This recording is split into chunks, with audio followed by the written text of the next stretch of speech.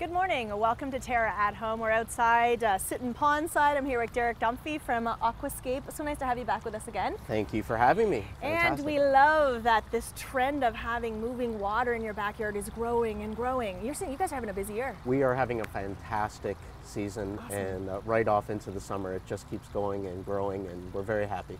I think it's because of the versatility now, right? And also people are recognizing that it's not that difficult to have. Right. It's not that overwhelming. It's not that expensive. Absolutely. We're trying to make it easier every year, and I think people are spending more and more time in their gardens. Yes. A little bit less travel this season maybe, and that's benefiting everyone here. Yeah, it's a great thing, you know, and we really recognize how beautiful it is to have. Not only is it nice to look at, but it's nice to listen to as well. It's very calming and soothing, we all know. I think it takes us back to the womb. Yeah. So let's talk about it. If say somebody was at this point wanting to open up their pond or start fresh from a pond, right. Where do we need to start with this? Okay. We always talk about at Aquascape developing a natural ecosystem. Yes. The best thing to do is what we call working with Mother Nature, not against her. So try to make it look and act as much as possible like a natural pond, and you'll find that it's a lot easier to maintain. So what does that mean? Right. In our systems, it means you want to have, we have a 5-part recipe. One is rocks, one is plants, one is fish, and then the fourth is circulation. We want to have the water moving and aerated and oxygenated. And the last thing is filtration. And that's just to keep the water clean and clear and fresh and the way people want it in their backyard. So we achieve that first, I say, with plants. There's 4 different kinds of plants that you should have in your pond. One is the oxygenators that are down at the bottom. One is the floating plants. We have some in this pond here, the hyacinth. They get a beautiful purple flower in warm water. You'll see them in July and August. These ones haven't quite blossomed yet. And also water lettuce is a good one, so those floating plants. Potted lilies or lotus leaves provide a lot of shade. And then plants like this umbrella palm planted around the inside of your ponds, around the edges, can add some shade. And most importantly, all of those plants will absorb nutrients that if they weren't there, the algae would kind of feed off the nutrients instead. Algae would develop. So good, healthy balance of plants is the first. So it's amazing. It goes right off of what you're saying, keeping it as natural as possible. Right? This is the way nature would do it. Right. So we're creating that and we're helping along. So it's not just about how great the plants look, as you say, some of the flowering plants. They really do have a purpose. Yeah, absolutely. As do the fish. Right. They're just part of the ecosystem, and you don't have to have a lot of fish. It doesn't have to be a big fancy koi pond. Talk to the people at TERRA and they'll tell you how many fish are appropriate for your pond. But fish are part of the ecosystem and actually can help make it easier to maintain, not more difficult to maintain with the fish. The other thing we put in the pond is that rocks and gravel that I alluded to. And the reason for that is bacteria grows in nature. It's part of that when you step into the lake up at the cottage and you feel that kind of sliminess on the rock. Yep.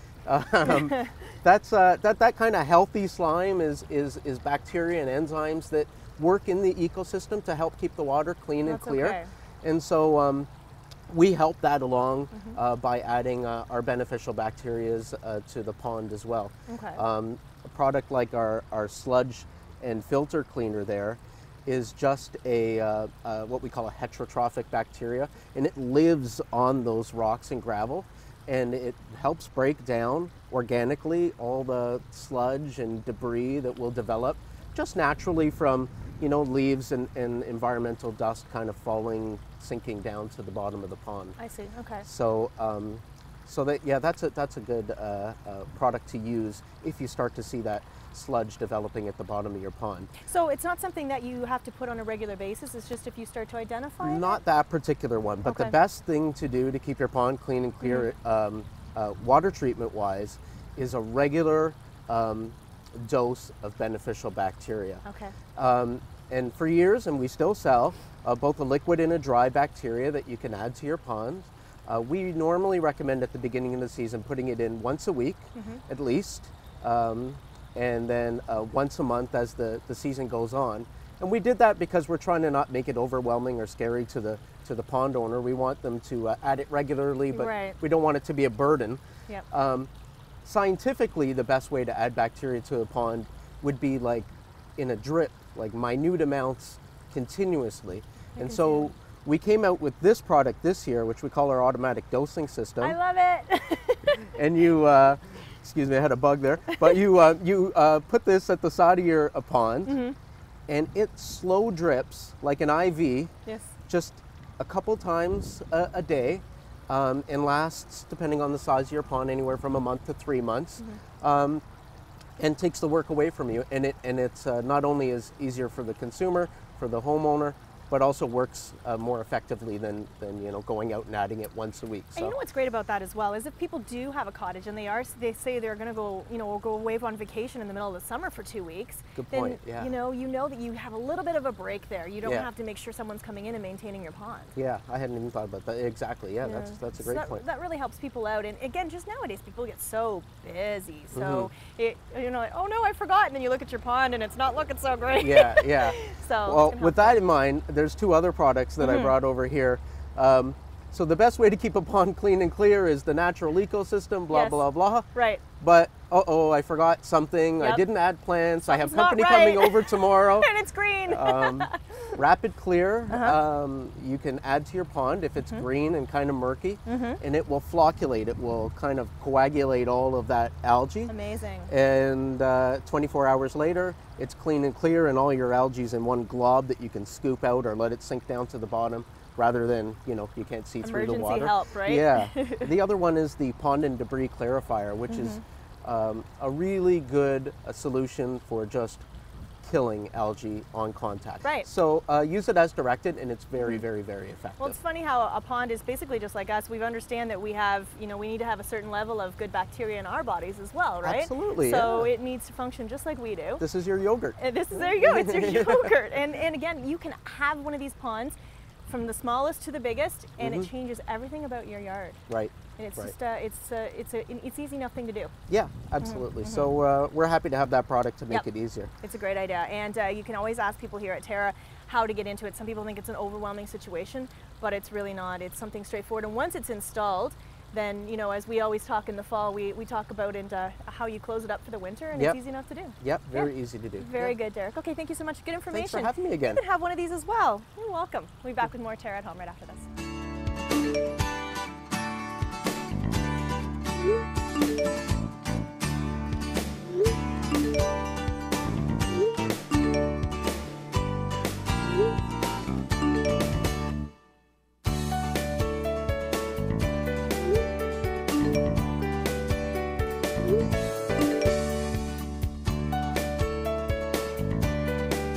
Live color fully at Terra, where color lives.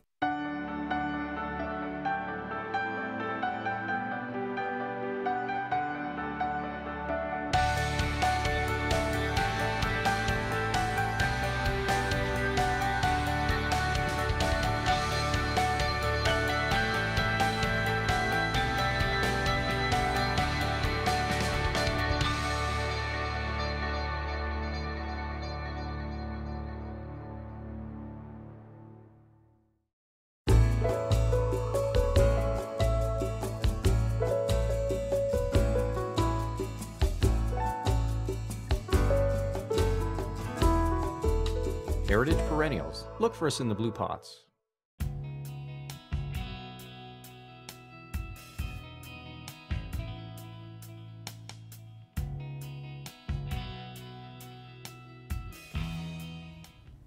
Good morning and welcome back to Terra at Home. We are at Brass Bombshells, which is a pole dancing studio, and we're here with Carmel. This is in downtown Burlington. Now, we're going to elaborate from it just being a pole dancing studio because there's so much more. But why pole dancing?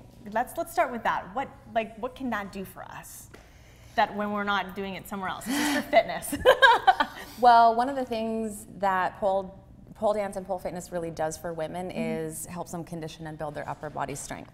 So it's one of the things that as women, we're a little bit more compromised in. We're a little stronger in our lower bodies. So pole will definitely demand that you have amazing upper body strength, you know, back, shoulders, core conditioning. You can't cheat and you can't defy gravity. So once your feet are off the ground, you it's really just you, the pole, and yeah. That's right, because we know as women generally have a lower gravity, right? We have a lower center of gravity. 100%. So a lot of times with women, even trying to do a chin up is almost impossible, just because it's just not something we're used to.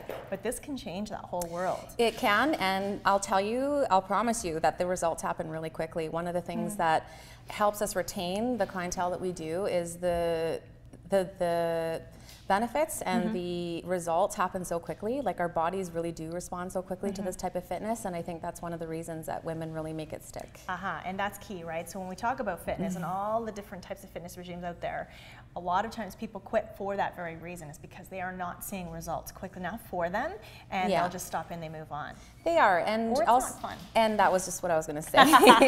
You have to really truly enjoy from your heart what you're doing, and you know, there's an amazing physical aspect to all this, but what really connects women to what we're doing here is the psychological benefits, and the fact that they can, you know, they can work out and they can feel amazing, but they can be proud of, you know, whatever God gave them, and you have permission here to be whatever size. It doesn't matter what your dress size is, and it's just an amazing community of women who all really just want to feel great about themselves on so many levels, and that's exactly what happens here. So when someone at home who's never done this before, they might feel kind of intimidated by this and say, like, I literally don't have any upper body strength at all. I can't even imagine. I mean, this looks so physically demanding. We're looking at the girls behind us, and I mean, obviously you're not going to start off with some of the tricks that they're doing, but you're going to gradually get there. Yeah. Right. That is one of the biggest, I guess, fallacies, if you will, that people come forward with is, you know, do I have to be in amazing shape to start this? Like, do I need to lose 20 pounds before I can enroll in a beginner program? And no, you don't. Like, really, if you have a willingness to learn, if you have a great attitude, and you want to try something new, we have an amazing beginner program. It's 4 weeks. It's designed to teach anyone with 2 left feet and a willingness to try just all the basics that you need.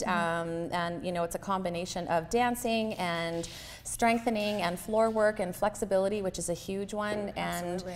And like I said, if you have a willingness to learn and you want to try something new, anyone can step into this and enjoy it. 100%. Cool. Yeah. Okay, so obviously we have the poles all around the room, but you have some other apparatus We here. do. So let's talk about how you can also do this. Yeah, we are expanding into bigger picture aerial art studios. So alternative fitness for us is really taking things into the next dimension with a program called Fly Gym Aerial Fitness.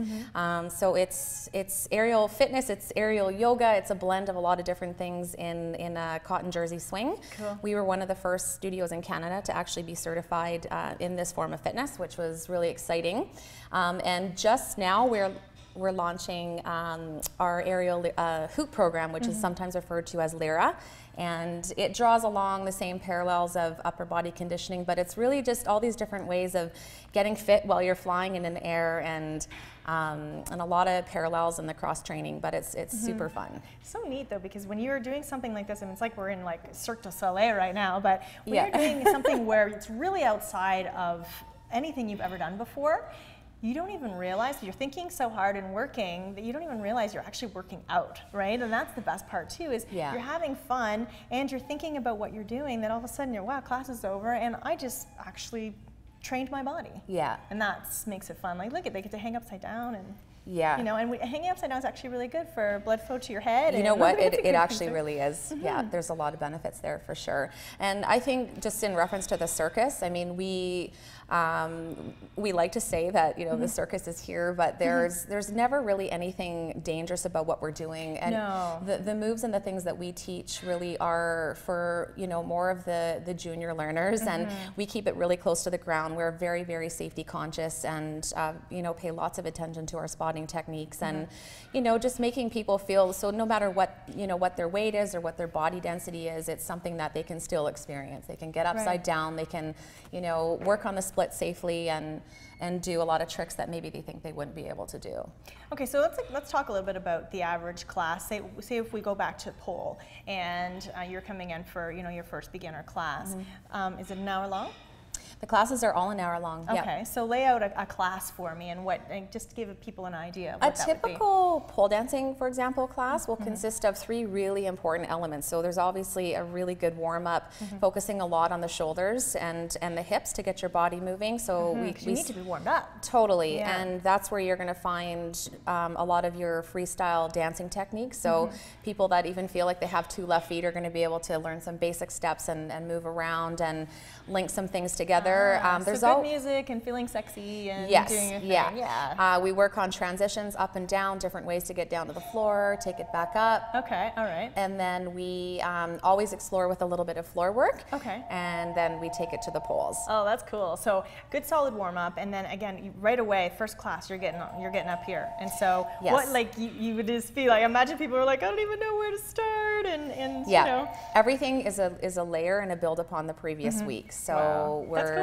new things are learned every week, and things are reviewed from previous weeks, and everyone advances at their own pace, and there's no right time or specific time for any individual to have to advance. They stay where they want until they're ready to go to the next level. So once you've you've been in pole, do you kind of have to do pole dancing for a while before you can graduate to getting to some of the other apparatus? No, I'm glad you asked that, because we really keep these open to the masses. You don't have to, the conditioning classes and the fly gym classes are for all levels. They're not level specific classes. So a brand new person can join a class where you know, other people have been going for 6 months or 7 months, and the instructors are all really versed well in being able to cater to, you know, different levels, and our classes are never overly big, so it's more conducive to a little bit more of a semi-private training environment. So so bring a girlfriend and have fun. It's like I've heard a lot of my friends talk about where they want to do it, and you know, have a night out and really get out there and the night outs are big for us as well. The bachelorette parties and the divorce parties and the birthday parties, and this going into spring and summer is always a hot time of year to get the girls together and shed your winter layers get out. And everyone wants to start with a buddy too. So team building, you know, staff parties, any reason you can think of to get together. This is the place. Right downtown Burlington here. It's called Brass Bombshells. Thank you for letting us into your space, and thanks girls back there working hard for us on camera. Thank you so much. That's it for TERRA at Home. We'll have more after this.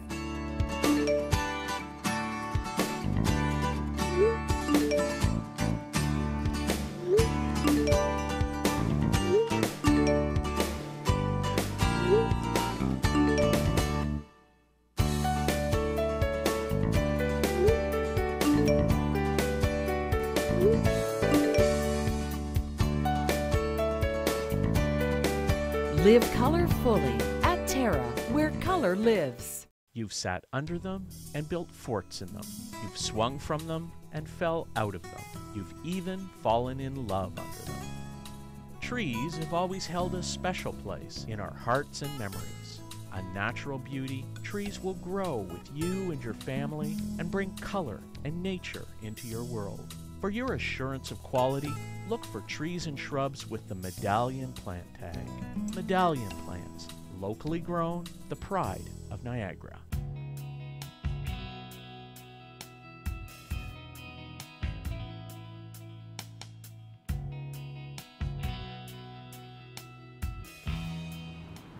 Good morning, well, welcome to TERRA at Home. We're with Chef Mark in our kitchen today, and we are celebrating Father's Day. Yes. So you've come up with something really manly. It's something that if my family would make this for me, I'd be very happy. Very happy. So yeah. You would just like someone else to cook for you sometime, right? I would. That'd be nice. I might get it for Father's Day. Yeah, how nice. Well, here you go. And this is, so we're making potato skins, which I said I haven't had in a million years, but there's something really delightful about potato skins. You know what?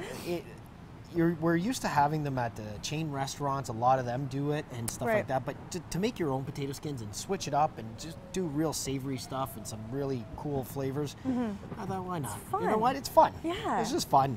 And you got some really cool ideas here. Yeah, so we have some potatoes that, what I did, they're russet potatoes. I boiled them first, okay? Then we scooped out the inside, and then I deep fried them.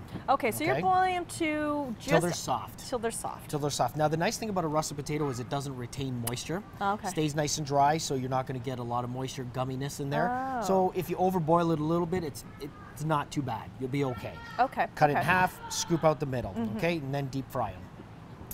I have some crab meat.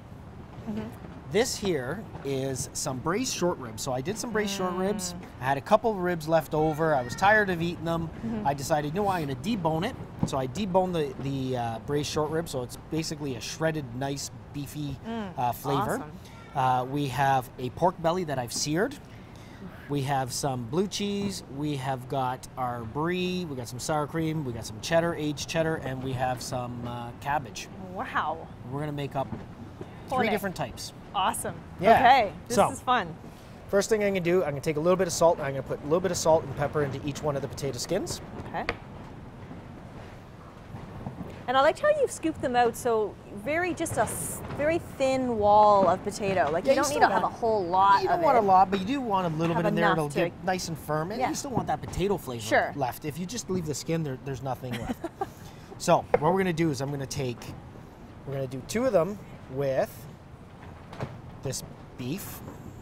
So here it is here. This is definitely a whole twist on potato skins, that's for sure. Yeah, you could do it with pulled pork. Pulled pork would have been nice as well, but because I was doing a pork belly, I decided, you know what, we'll do beef in this one, and we'll do 1 pork and 1 seafood. I just recently decided I really like pulled pork. I don't even eat meat that much, but or that often, but someone else prepares it for me, and pulled pork, that's pretty good. Pulled pork is pretty good. Pretty good stuff. Pretty good stuff. And like I said, that would have worked well in here as well. So, this one, we have our beef, and I'm going to put Perfect blue accompaniment. cheese. So there's 2 of them done. Awesome. There we go. You can put as much or as little cheese as you want. What's great about these is that you can do all of this ahead of time, right? Yeah. And just do the potatoes and then stuff them and then stuff them, you're and then good to that's go. it. Yeah. Especially if you're entertaining, especially if you are actually having these on Father's Day. All right. So we have our crab meat. Now this is the pasteurized crab meat that you can buy. Normally they're frozen in your in the seafood section at the store. So we're going to throw that in. Again, stuff them. They are supposed to be stuffed, so Right. pack them in. Get it in there. And these are filling too, They are as filling. as they are. As we know, potatoes are to begin with. Never mind with all of this in there. So we're going to put that in that one. It just starts getting your mind working about all the different options and what you could do with these. So many things you can do. Yeah, and we're so used to having just the plain that, you know, change it up. Make it a meal if you want. This one we're going to do cheddar. And this is a 3-year-old aged cheddar that I bought. Okay. So it's a little bit of sharpness to it, which will go well with the crab. Can't wait to try these. I'm gonna lay that on there like that. Throw another one on here. Then we have our pork belly. Wow. You know what, I'm gonna slice it lengthwise here. I could see this being a favorite as well. Yeah, this is, you can't go wrong when you got pork belly in No. anything. Again, this is the pork belly that we age at the restaurant. Yes, yours is so good because you Nice. have like little secrets you do, things Yeah, you there's do to it that a you couple won't tell secrets us. in there that, yeah, we keep it. That's okay. But you know what? You can find some really good recipes for marinating and curing meats online. That's the great thing now is you can access that Yeah, you can information access and that just stuff. just open up your laptop or your iPad in your kitchen and Let's take this one, put that in there, put the oh last my one up there. goodness, everyone's gonna be fighting for that one. And then we have some brie. Brie, okay. What I'm gonna do, I'm gonna steal, actually I'll use the tongs from here. Scoop out the brie. Okay, so you're just gonna leave the skin out And and leave the just skin put out, yeah, because you don't want it to be chewy. You don't want to have that Right. sitting on there. I mean, it will melt down, it will soften up a bit, but what I'm looking for is that nice creaminess right in the goodness. middle there. Wow. And there we go.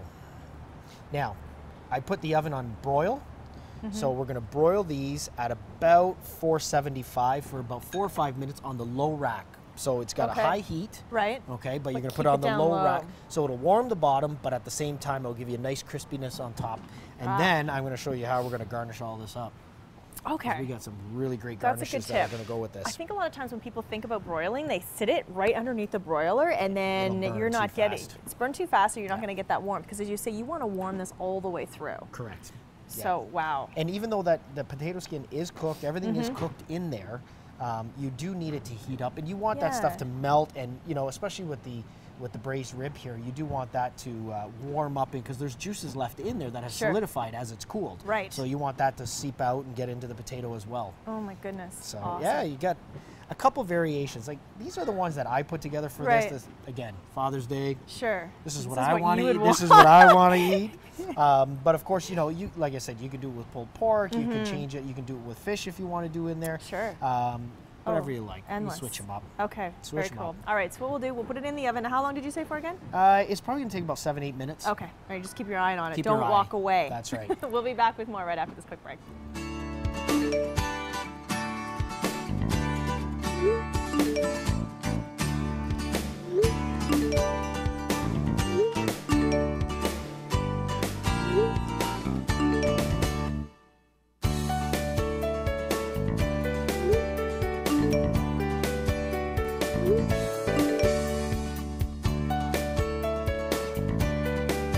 Live color fully at Terra, where color lives.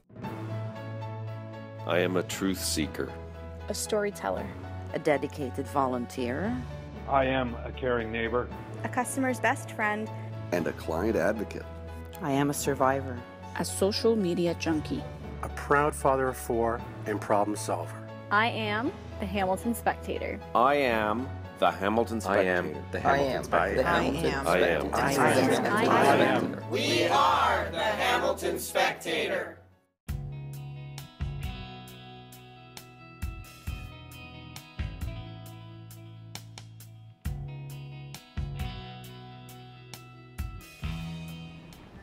Good morning, welcome back to TERRA at Home, and we are getting you ready for Father's Day weekend and giving some good ideas for something that would be ideal for Mark's Father's Day. Yes. So these were in the oven, as you mentioned. Again, high heat, but low in the oven. On the low rack. On the correct. low rack, a broil. Yeah. And they look amazing, smell amazing. You're gonna add a few little extras here. We're gonna add a little bit here, and this is just gonna finish off one of them. Okay. So I have a roasted red pepper aioli. Put that on. So you can make things look pretty. So we can make things look pretty. We're gonna put some sour cream, because I mean, potato skins and sour cream, you can't go wrong. A must. So just put a good dollop in the corner. We have some chives.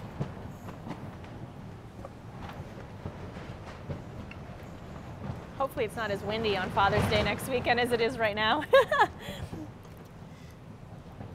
Oh. Wow. So again, just a reminder, this recipe, the recipes for this can be found on our website at terragreenhouses.com. And again, it just gets your mind flowing and when your ideas of what you could do with potato skins, bring them back into your life. Yeah, and of course pork goes well with cabbage. Yep. So we're gonna throw some purple cabbage on there. And there we go. Look we at have that. 3 different kinds of potato skins on there. Okay, so let's go through them again, what they are. Sure, we have a braised short rib and blue cheese. We have a crab and aged cheddar, and then we have a pork belly with brie. And underneath there, you got your roasted red pepper coulis. Wow, so just a lot of possibilities. Lots of options, as you said, any kind of meat, any kind of fish. I mean, I wouldn't have thought of to put fish into one of those, but what a great idea. Oh, yes. These are good ideas. I love it. Great ideas. Hopefully it's a nice Father's Day weekend. Hope you have the rest of your weekend is awesome as well. That's it for now. The Hamilton Spectator. At work, at home, or on the go. Read us online, in print, or download us to your e-reader. Get the Hamilton Spectator any way you want it.